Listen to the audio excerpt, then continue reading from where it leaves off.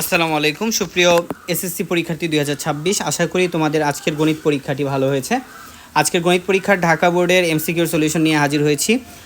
আশা করি ঢাকা বোর্ডের যারা পরীক্ষা দিয়েছো তাদের পরীক্ষা ভালো হয়েছে। গসের যারা আছো রানা স্টিচিংয়ের পক্ষ থেকে আমরা তোমাদেরকে নির্ভুল সমাধান দেওয়ার চেষ্টা করব। সো শিক্ষার্থীরা তোমরা ফার্স্টেই দেখতে পাচ্ছ কোনো ত্রিভুজে কয়টি পরিবৃত্ত আঁকা যাবে? একটি। তারপরে তোমরা 2 নম্বরে দেখো 1 ও 2। তারপর হচ্ছে তোমার 3 নাম্বার হচ্ছে 1 বৃত্তের যে কোনো বিন্দুতে কতটি স্পর্শক আঁকা যায়? একটি।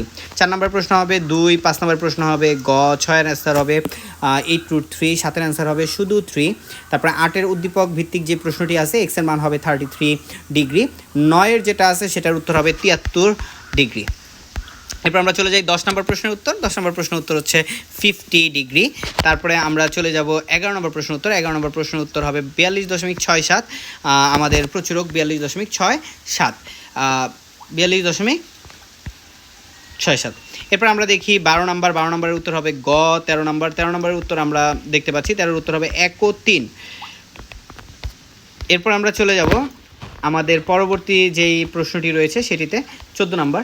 14 নম্বর প্রশ্নে আমাদের উত্তর হবে ক 49/3/2। তারপরে 15 নম্বরে হচ্ছে গ। 16 নম্বরের ক।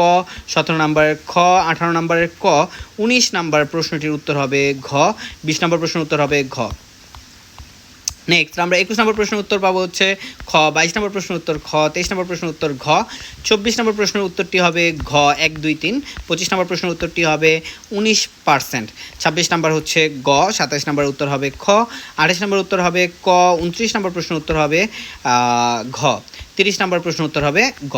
এই ছিল আমাদের ঢাকা বোর্ডের প্রশ্নের সমাধান। এরপর কার কোন বোর্ডের প্রশ্নের সমাধান প্রয়োজন অবশ্যই কমেন্ট করে জানাবা। আমরা খুব শীঘ্রই চলে আসছি অন্যান্য বোর্ডের প্রশ্নের সমাধান নিয়ে।